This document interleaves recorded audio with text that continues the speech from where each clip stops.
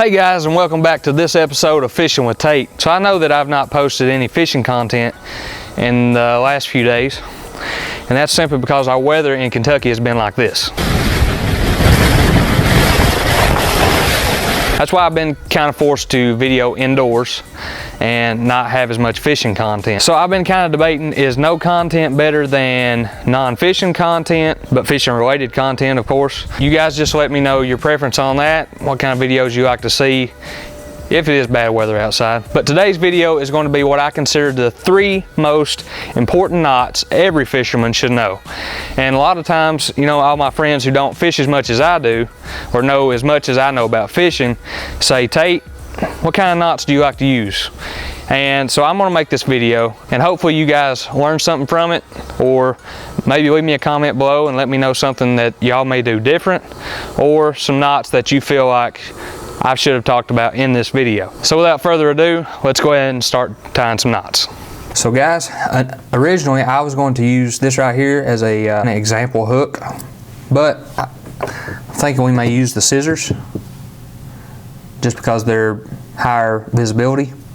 So we're gonna go ahead and get started. Also got some black shoestring to use as line in order to, you know, kind of get some contrast with the background.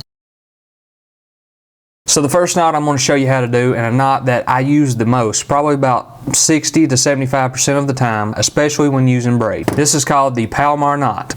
All you do is you take the end of your line, and obviously the other end is connected to your reel and rod, and you're going to put it through the eye of the hook, just like that. This is what you got. Then you're going to keep some line on that side of the hook, and you're going to pass the line back through, just like this. You're going to make sure you have, you know, pretty good amounts of line on each side. So at this point, you're left with this. Now you're going to take these 2 pieces of line, and you're just going to tie a simple overhand knot. You're going to come through, just make a simple overhand knot. You're left with this. Alright, now you're going to take this big loop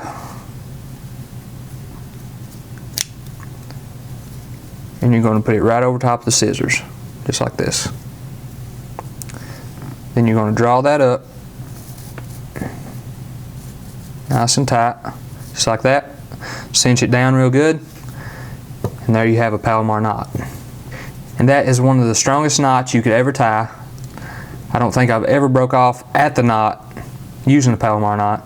I have broke off line, of course, but this knot is the strongest knot probably you could tie. So I didn't mention this, but make sure to just clip off your little tag ends you got hanging over left on your Palomar knot. You should be ready to go. Oh, there he is. You hit me. Hold on. Ha ha! You son of a gun. The fly has been eliminated. So this next knot is called an improved clinch knot. I use this most of the time when I'm using fluorocarbon. I have broke off before using a Palomar knot on fluorocarbon because it's, of course, it's more subject to abrasion and getting frayed from tying the knot, especially when you're tightening down the Palomar knot. So let's go ahead and show you how to do the improved clinch knot. So you pass the line through the eye of the hook, just like so. Alright, so we're going to take the tag end and wrap it anywhere from 5 to 10 times around the main line. 2, 3, 4, 5. I would probably wrap it more if this was actually fishing line. And then we're going to take the tag end after we've wrapped it around the main line and stick it through the very first hole, just like this. And you're left with this.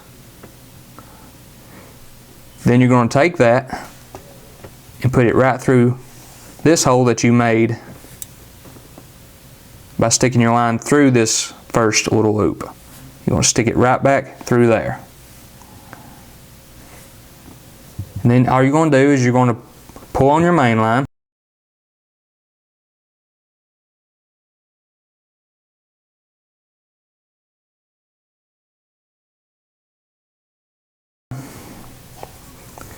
I'm going to cinch that down. And you're going to tighten this up as you go. It's a little bit more difficult with a shoestring. And you're going to tighten that down just like that. Then when you get down so far, you can use both and just kind of tighten them together. Just like that. And that's what you're left with right there. And this is, like I said, this is a great knot for using fluorocarbon line. I pretty much use this knot on all fluorocarbon. And it's very important when you're tying this and right before you get ready to cinch it down, is that you lubricate it, you know, stick it in your mouth, get a little saliva on it. And also if I'm tying a drop shot on, which you use a Palomar knot with fluorocarbon, make sure to lubricate that line very well with your saliva, and it'll keep your line from fraying as much. Alright, so that's the improved clinch knot. So this next knot we're going to talk about is actually a leader knot. So particularly going from braid to fluorocarbon. This is a knot that I use quite a bit on my finesse setups. So we're going to pretend that this white line here is the main line, your braided line that connects directly to your reel. So what you want to do is somehow get tension in this line. I usually lean the rod away from me and then put the line in my mouth to keep tension on it. Okay, so let's pretend that this is the braided line. The rod is leaning that way, and then I'm putting this end of the braid in my mouth to keep tension on it. And it should be like this.